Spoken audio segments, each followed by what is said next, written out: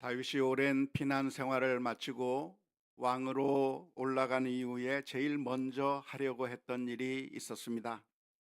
그것은 바로 아비나답의 집에 있었던 하나님의 궤를 다윗의 성으로 옮겨오는 것이었는데요. 다윗이 왕위에 올라가서 제일 먼저 생각해낸 것이, 가장 먼저 하고 싶어 했던 것이 하나님의 언약궤를 가져오려고 했던 것이라고 하는 게 참 놀라운 일이라고 할 수가 있겠습니다. 다윗이 어떤 사람이었는가? 다윗이 무엇을 중요하게 생각했고 하나님을 어떻게 생각했는가를 보여주는 아주 상징적인 일이라고 생각이 듭니다. 다윗은 어떤 사람이었는가? 다윗은 하나님 중심으로 삶을 살던 사람이었습니다. 하나님을 전적으로 신뢰했고 하나님의 말씀에 귀를 기울였고 하나님의 뜻이 무엇인가를 민감하게 생각하면서 하나님의 뜻에 따라 살려고 했던 사람이었기 때문에 다윗이 왕이 되었을 때 제일 먼저 한 일이 무엇이었는가? 그것은 하나님의 궤를 가지고 오고 싶어 했다고 하는 게 오늘 우리가 살펴볼 말씀이라고 할 수가 있겠는데요. 이런 다윗의 이야기를 우리가 살펴보면서 늘 대조되는 한 사람을 생각해 볼 수가 있습니다. 누구를 생각해 볼 수가 있죠? 사울 왕을 생각해 볼 수가 있을 것입니다. 사울 왕은 어떠했는가? 사울 왕은 왕이 된 그 자신의 그 통치 기간 동안 내내 이 하나님의 궤에 대해서는 전혀 생각해 보지 않았다고 하는 점을 우리가 새삼 느끼게 됩니다. 다윗이 왕이 되었을 때야 비로소 다윗은 하나님의 궤가 어디에 있는가, 저기 저 아비나답의 집에 있다고 하는 사실을 생각해내었고 그 하나님의 궤를 가져오려고 했다고 하는 점, 이것이 아주 놀라운 일이라고 할 수가 있겠습니다. 사울왕은 전혀 관심이 없었습니다. 사울왕은 위기의 상황이 있을 때마다 하나님을 찾았지만 그때뿐이었던 것이죠. 그때 그 순간 위기를 모면하기 위해서 전쟁 앞에서 하나님이 필요해지면 그때 엎드리고 그때 찾아가려고는 했었지만, 그러나 다윗의 모습은 어떠했는가?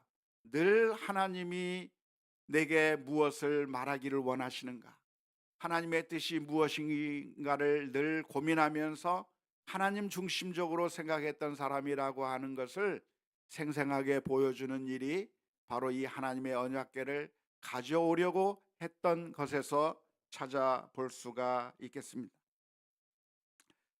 다윗은 어떤 사람이었는가? 하나님의 언약궤를 모셔오려고 하는 그런 계획을 세우게 되었는데요. 그 옛날 다윗이 골리앗을 무찌를 때에도 그가 그 상황 가운데서 하나님을 의지해서 승리할 수 있었던 것이 우연이 아니었던 것이죠. 늘 하나님 중심적인 생활을 하고 있었기 때문에 그런 상황에서도 하나님을 의지할 수 있었던 것이라고 할 수가 있겠습니다. 다윗이 사울 왕을 피해서 도망 다닐 때에도 절망하지 않고 그가 담대하게 살아갈 수 있었던 이유가 무엇이었겠습니까? 그것은 늘 하나님 중심적으로 생활을 했기 때문이라고 생각이 됩니다. 힘들고 어려운 상황 가운데서도 여호와는 나의 목자라고 하는 그 믿음이 있었기 때문에 사망의 음침한 골짜기와 같은 순간을 지낸다고 할지라도 담대하게 견딜 수 있는 힘이 그런 다윗에게 있었던 것이고, 다윗이 왕이 된 이후에도 이제는 교만해 버려서 자기 마음대로 살아간 것이 아니라 왕이 된 이후에도 제일 먼저 찾았던 것이 무엇이냐면 하나님의 언약궤를 가져오려고 했고 하나님 중심적으로 삶을 살려고 했던 것을 오늘 우리가 살펴볼 수가 있게 되었습니다. 지금 우리 다윗이 하나님의 궤 언약궤를 가져오려고 했는데 이 언약궤가 지금 어디에 있는가? 아비나답이라고 하는 사람의 집에 놓여져 있는 것이죠. 왜 거기에 있게 되었습니까? 그것은 바로 엘리 제사장 시절에 빼앗겨 버렸던 안타까운 사건이 있었기 때문이었습니다. 엘리 제사장 시절에 이스라엘 민족이 블레셋과 전쟁을 하는 가운데 이스라엘 사람들이 생각해낸 것은 하나님의 도우심을 얻었으면 좋겠다고 해서 그 하나님의 언약궤를 전쟁터로 가지고 갔습니다. 하나님의 언약궤가 있다고 한다면 우리가 승리할 수 있지 않을까 생각했지만 하나님의 언약궤가 전혀 도움이 되지 않았습니다. 왜냐하면 하나님께서 그들과 함께하지 않았기 때문인 것이죠. 그 옛날 이 언약궤를 가지고 가면서 요단강이 갈라지기도 했고, 언약궤를 가지고 가면서 여리고성이 무너지기도 했고, 엄청난 힘을 발휘하기도 했었지만, 그러나 블레셋과의 전쟁터에서는 아무런 힘도 발휘할 수 없었는데, 그 이유는 언약궤 자체가 힘이 있었던 것이 아니라 하나님께서 함께 하실 때, 하나님께서 이스라엘 민족과 함께 하실 때 놀라운 역사가 일어난 것이었지, 언약궤 자체에 힘이 있었던 것은 아니었기 때문이었습니다. 결국 이스라엘 백성들은 그 하나님의 언약궤를 블레셋 민족에게 빼앗겨 버렸고, 블레셋 민족들은 자기들이 이겼다고 잔치를 벌였지만 사실은 이긴 것이 아니라 다시 그 하나님의 언약궤 앞에서 다곤신이 무너지기도 하는 그런 재앙을 얻게 되는 그런 일들을 당하게 될 때, 그 하나님의 언약궤를 다시 유대 땅으로 돌려보내고자 해서 가다가 결국 아미나답의 집 가운데 모셔지게 되었던 이야기가 사무엘상의 말씀 가운데 기록되어 있습니다. 다윗은 이제 그 하나님의 언약궤를 다시 다윗의 성으로 가져오게 되었는데요. 정말 최선을 다해서 이것이 온다고 하니까 다윗은 너무나도 기쁘고 너무나도 좋아서 최선을 다해서 이 언약궤를 모셔오려고 했습니다. 그런데 어떻게 가져오게 되었는가? 사무엘하 6장 3절 말씀에 보면 이렇게 기록하고 있습니다. 그들이 하나님의 궤를 새 수레에 싣고 산에 있는 아비나답의 집에서 나오는데 아비나답의 아들 우사와 아효가 그 새 수레를 모니라라고 기록하고 있습니다. 이 하나님의 궤를 모셔오려고 했을 때 어떻게 했는가? 새 수레를 새로 만들어서 새로운 수레에다가 그것을 싣고 모셔오게 되었는데, 아비나답의 아들 우사와 에요가 그 앞을 인도하면서 가져오게 되었다고 할 수가 있겠습니다. 나름대로의 최선의 방법을 사용하게 된 것이죠. 하지만 오는 도중에 문제가 발생하고 말았습니다. 잘 오다가 소들이 무엇인가에 깜짝 놀라서 뛰는 일이 발생하게 되었는데, 결국 그 언약궤가 수레에서부터 떨어지는 그런 상황이 발생하게 된 것이죠. 아마 이 언약궤가 떨어져서 언약궤가 박살이 날 수도 있는 위급한 상황을 맞이하게 되었을 때 그것을 호송해야 하는 책임을 지고 있었던 우사라고 하는 사람이 다급한 마음에 언약궤를 보호하기 위해서 손을 댔다가 그 자리에서 즉사하는 사건이 발생하고 말았습니다. 그 상황을 사무엘하 6장 6절에서부터 8절 말씀 가운데 이렇게 표현하고 있습니다. 그들이 나곤의 타작마당에 이르러서는 소들이 뛰므로 우사가 손을 들어 하나님의 궤를 붙들었더니 여호와의 하나님이 우사가 잘못함으로 말미암아 진노하사 그를 그곳에서 치시니 그가 거기 하나님의 궤 곁에서 죽으니라. 여호와께서 우사를 치심으로 다윗이 분하여 그곳을 베레스 우사라 부르니 그 이름이 오늘까지 이르니라. 그렇게 표현하고 있습니다. 아마도 우리가 상상해 보자고 한다면 이 하나님의 언약궤가 수레에서 떨어질 때 그것을 보호하기 위해서 손을 내밀어서 좀 보호하려고 했던 우사가 그 하나님의 언약궤에 깔려서 즉사한 것이 아닐까 추측해 볼 수가 있겠습니다. 이 하나님의 언약궤라고 하는 것의 사이즈가 어느 정도 되냐면 보통 시신을 우리가 운반하는 관과 비슷했을 거라고 생각이 되는데요. 관처럼 긴 것은 아니고 한 120cm 정도, 그리고 한 60cm, 60cm 정도 되는 그런 관으로 된 것이지만, 그래서 나무로 만들었기 때문에 크게 무게가 안 나갈 수도 있겠지만, 거기에다 금을 입혔고 그 위에 천사들을 금으로 만들어 놓았기 때문에 학자들의 의견에 따르면 대략 70kg 정도에서부터 많게는 200kg 정도의 무게가 될 거라고 생각하고 있으니까, 아마도 무거운 그 하나님의 언약궤라고 한다면 우사가 그것을 떨어지지 않게 막으려고 했다가 아마 거기에 깔려서 죽게 된 것이 아닐까. 그리고 그것을 사무엘하에서 표현하기를 하나님께서 우사를 치셔서 그 자리에서 죽은 것이라고 설명한 것이 아닐까 상상해 볼 수가 있겠습니다. 아무튼 이렇게 이 언약궤를 운반하는 과정 가운데 재난이 발생하게 된 것이죠. 사람이 죽고 하는 이런 일들이 일어나게 되자 다윗은 그 자리에서 멈추고 말았습니다.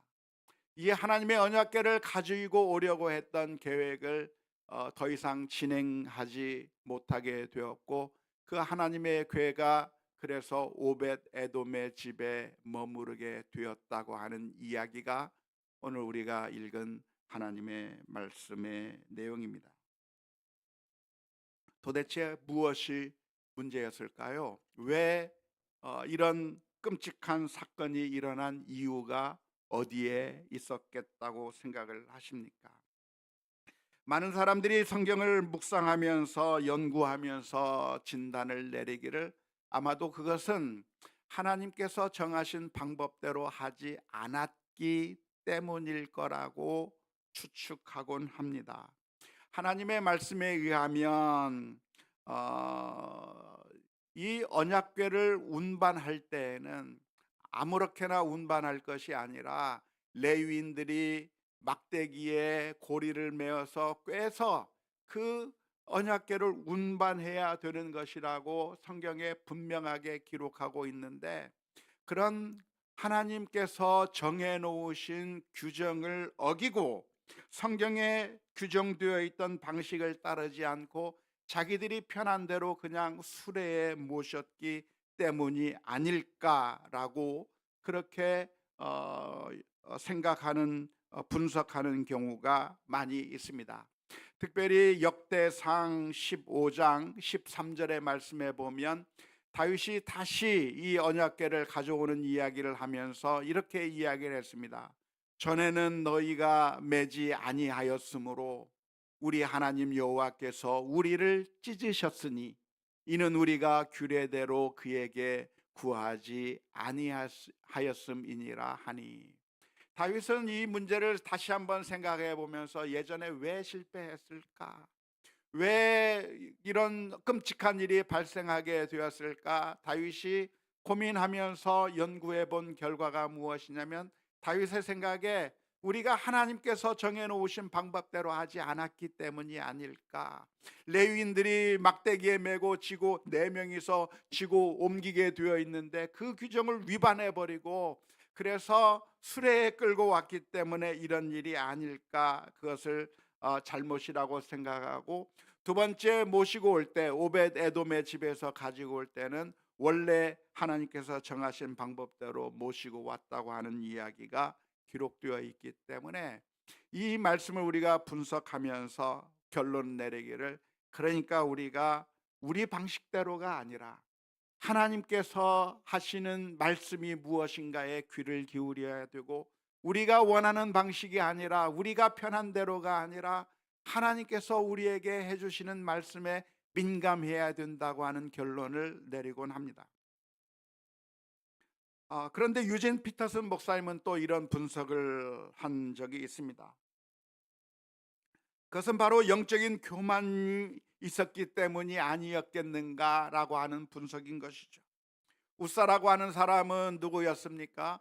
그 아비나답의 집의 아들로서 지금까지 계속 이 언약궤를 보관하고 관리해 오던 사람이었는데, 어느 순간에 그가 이 언약궤를 관리하고 보관하면서 지금까지 이 언약궤를 잘 관리해 오고 있는 상황 가운데서 웃사의 마음 가운데 교만함이 어느 순간 다가오기 시작했다고 하는 것이죠.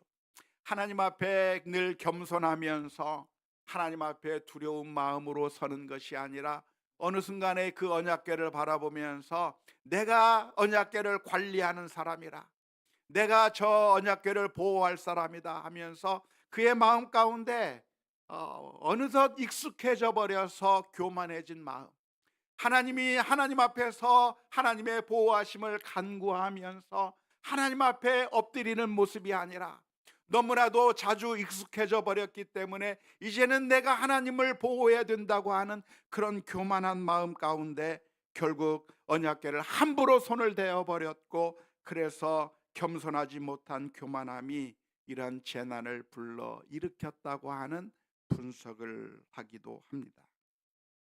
어떤 분석이든지 아마 어느 정도의 일리가 있을 거라고 생각이 됩니다. 오늘 저는 이 시간에 문제를 살펴보기보다는 우리가 오늘 이 시간에 주목해 보고 싶은 것은 그 다음의 이야기입니다. 이런 일들이 발생하게 되었을 때 다윗이 어떻게 했는가를 살펴보면서 거기에 집중해 보려고 하는데요. 이런 재난이 발생하게 되었을 때 다윗은 어떻게 했습니까? 오늘 읽은 말씀 사무엘하 6장 9절과 10절 말씀에 보면 이렇게 기록하고 있습니다. 다윗이 그날에 여호와를 두려워하여 이르되 여호와의 궤가 어찌 내게로 오리요 하고, 다윗이 여호와의 궤를 옮겨 다윗의 성 자기에게로 메어 가기를 즐겨하지 아니하고 가드 사람 오벳 에돔의 집으로 메어 간지라 라고 기록하고 있습니다. 그 순간에 모든 것이 멈춰버리고 말았다는 것이, 다윗의 마음 가운데 제일 처음에 가지고 있었던 생각이 무엇입니까? 하나님의 언약궤를 우리 성으로 모셔오면 좋겠다. 그래서 하나님 앞에 예배하고 하나님 앞에 기도하고 하나님과 더 가까이 가고 그런 삶을 살았으면 좋겠다고 하는 경건한 소망이, 경건한 마음의 소원이 다윗의 마음 가운데 있어서 그 하나님의 언약궤를 가져오려고 그렇게 최선을 다해서 가져오려고 했다가 중간에 무슨 일을 만났는가? 재앙을 만나게 된 거예요. 갑자기 죽는 사건을 경험하게 된 겁니다. 그런 상황 앞에서 다윗의 마음 가운데 두려운 마음이 들었고, 이 하나님의 언약궤가 우리에게 축복일 줄 알았는데 오히려 재앙이 되어버리고 저주가 되어버린 것처럼 생각되는 그 순간에 두려운 마음에 그 하나님의 언약궤를 가져오는 것을 포기해버리고 말았다고 하는 게 오늘 우리가 살펴보고 주목해 보아야 할 부분입니다. 과연 이렇게 멈추어 버리는 것이 옳은 선택이라고 할 수 있을까요? 최선의 선택이라고 할 수가 있겠습니까? 언약궤를 가져오려고 했던 그 마음은 선한 동기였는데, 선한 동기 앞에 갑작스러운 재난이 있게 되었고 그 갑작스러운 재앙 앞에서 무너져 버렸던 것이죠. 그런데 이 순간에 우리가 가져야 될 바른 태도가 있다고 한다면 멈추는 것이 아니라 어디서 무엇이 잘못이었는가를 분석하고 하나님께 뜻을 구하고, 하나님, 우리가 무엇을 고쳐야 합니까? 우리가 어떻게 해야 합니까? 하나님의 은총을 우리가 어떻게 누릴 수 있습니까? 질문을 하면서 자신의 삶을 바꾸고 자신의 방향을 바꾸고 그 선한 일을 계속하는 것이, 그것이 우리가 선택해야 될 바른 방향일 거라고 믿습니다. 안타깝게도 다윗은 그 자리에서 얼어버리고 마른 것이죠. 중단해버리고 마른 것입니다. 언약궤가 축복인 줄 알았는데 재앙처럼 느껴지게 될 때 그냥 멈추어 버린 것입니다. 그런데 가만히 생각해 보세요. 언약궤가 재앙일까요? 하나님의 궤가 온다고 한다면 우리에게 저주를 내리는 것이 되는 것일까요? 전혀 그렇지 않습니다. 사무엘하 6장 11절 말씀에 보면 이렇게 기록합니다. 여호와의 궤가 가드 사람 오벳 에돔의 집에 석 달을 있었는데 여호와께서 오벳 에돔과 그의 온 집에 복을 주시니라. 놀랍게도 그 하나님의 언약궤가 멈추어 버려서 바로 그 옆에 있던 오벳 에돔의 집에 모셔두게 되었는데 그 석 달 있는 동안에 어떤 일들이 일어났는가? 하나님께서 그 오벳 에돔의 집에 복을 내리셨다고 하는 것이죠. 결국 나중에 다윗은 다시 시도했습니다. 우리가 무엇을 잘못했는가? 우리가 새 수레로 끌고 오는 것이 아니라 레위인들을 동원해서 레위인들이 메고 와야 되는구나. 방법을 바꾸고 또 그 앞에서 춤을 추면서 그래서 결국에는 그 언약궤를 다윗의 성으로 가져오게 되었는데요. 여기서 우리가 많은 교훈을 얻을 수 있겠는데 그 가운데 하나가 무엇이냐면 우리가 선을 행하다가 재앙을 만날 수 있게 되겠는데 그 재앙을 만나는 것이 우리가 멈추어야 할 이유가 아니라고 하는 점을 우리가 기억해야 될 줄로 믿습니다. 우리가 선한 일을 하다가 다윗이 선한 마음을 가지고 주님을 사모하는 마음으로 언약궤를 옮겨오려고 했다고 한다면 그러면 우리들도 역시 주의 일을 할 때가 얼마나 많은지 모릅니다. 우리는 하나님을 사모하기 때문에 하나님을 사랑하기 때문에 선한 시도, 믿음의 시도들을 우리들이 얼마나 많이 하는지 몰라요. 정말 많은 성도님들이 하나님의 뜻대로 살고 싶어하는 그런 결단들을 가지고 믿음의 노력들을 많이 하게 되는데요. 그런데 우리가 착각하는 것이 무엇이냐면 우리가 선한 일을 하기로 결정을 하면 하나님께서 기뻐하시는 일을 하겠다고 하면 모든 일이 술술 잘 풀릴 거라고 오해하는 경우가 많이 있습니다. 이것은 주님께서 보시기에 합당한 일이고 이것은 주님께서 보시기에 선한 일이기 때문에 내가 이 선한 일을 하게 된다고 한다면 모든 일들이 술술 잘 풀릴 거라고 생각하게 되는 것이죠. 하지만 그런가 하면 그렇지 않아요. 언제 무슨 일이 일어나는가? 웃사가 죽는 것과 같은 그런 끔찍한 일들이 있게 되는 것이죠. 정말 우리가 견딜 수 없는 너무나도 황당한 일들이 우리 앞에 펼쳐지게 되는 것이고 그래서 우리의 마음을 무너뜨릴 만한 그런 일들이 우리 앞에 펼쳐질 상황이 만나게 되는 경우가 있다는 겁니다. 그럴 때 우리는 어떻게 해야 되는가? 그 복병의 원인이 이런 재앙의 원인이 어디에 있는가? 우선 우리에게 있을 가능성이 있습니다. 내가 무엇인가를 잘못해서 어려운 일이 발생할 수 있겠고 잘못된 판단과 선한 동기와 선한 그런 마음으로 시작한 일이었지만 그러나 중간에 잘못된 방법을 사용했기 때문에 그런 문제가 일어나는 등 그래서 선한 동기로 시작했지만 방법이 잘못되어서 그런 문제가 발생할 수가 있는 경우도 있겠고요. 때로는 내가 전혀 잘못하지 않았지만 그러나 여러 가지가 문제가 생기고 잘못된 일들이 발생하는 경우도 충분히 생길 수가 있는 것이죠. 그럴 때 우리는 어떻게 해야 되는가? 멈출 게 아니라는 거예요. 중단할 게 아니라는 거예요. 왜냐하면 그 언약궤 자체가 재앙이 아니라 그것은 축복이었고 은혜였고 행복이었는데 갑자기 만나게 되는 그 재앙 때문에 우리의 마음이 무너져 버릴 것이 아니라고 하는 사실입니다. 우리가 살아가는 동안에 함께 남편과 아내가 살아가는 가운데 행복할 줄만 알았는데 위기가 찾아오기도 하고 직장 생활을 하는 가운데 위기가 찾아오기도 하고, 주를 위해서 섬기겠다고 했는데 오히려 비아냥거리는 일들을 당하게 되고, 복음을 전하기 위해서 애쓰다가 오히려 어려운 일을 당하게 되는 경우도 우리가 많이 경험하게 되는 일입니다. 그럴 때 우리는 대부분 그 자리에서 멈추어 버리는 선택을 하곤 합니다.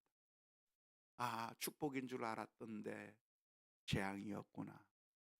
이것이 복인 줄 알았는데 저주였구나 생각하면서 좌절해 버리고 두려운 마음에 중단해 버리는 것이죠. 하지만 재앙을 만날 때 절망할 것이 아니라 이것이 축복이라고 하는 것을 바라볼 수 있는 믿음의 눈이 필요할 줄로 믿습니다. 하나님의 언약궤가 함부로 손을 댔을 때는 재앙처럼 보였지만, 그러나 그 하나님의 언약궤가 오베데돔의 집에 있을 때에는 그 가정에게 복이 임했고 하나님의 은총이 임했던 거예요. 그게 문제가 있었던 것이 아니었던 것이죠.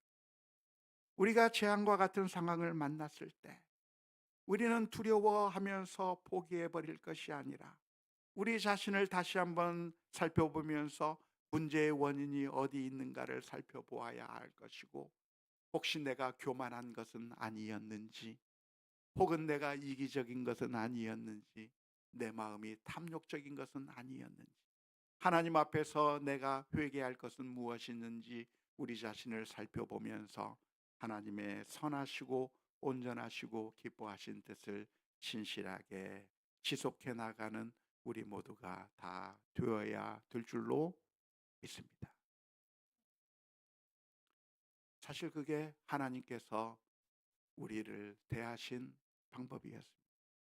하나님께서 우리를 창조하시고 이 세상에 내어 놓으셨을 때 우리는 하나님의 뜻에 따라 신실하게 행복하게 살기를 원하시면서 이 세상에 우리를 내어 놓으셨습니다. 하지만 우리는 잘못된 길로 갔고 죄악을 범하였고 저주스러운 모습으로 우리의 모습이 바뀌어 버린 것이죠. 하지만 그 하나님께서 우리를 보시면서 이것은 아무런 쓰잘데기 없는 쓰레기와 같은 인생이라 하고 포기해 버리신 것이 아니라, 하나님께서 우리를 살리시기 위해서, 우리를 회복시키시기 위해서 하나밖에 없는 아들을 십자가에 내어 주셨습니다. 그리고 우리를 회복시켜 주신 것이죠. 사랑하는 성도 여러분, 어쩌면 우리들의 마음 가운데 모든 것이 힘들어서 답답할 때가 있을 겁니다. 정말 나에게 행복을 줘야 될 우리 자녀들이 우리에게 속을 썩일 때가 있을 것입니다. 때로는 내가 주를 위해서 힘을 쓰겠다고 했는데 오히려 그것이 내게 고통을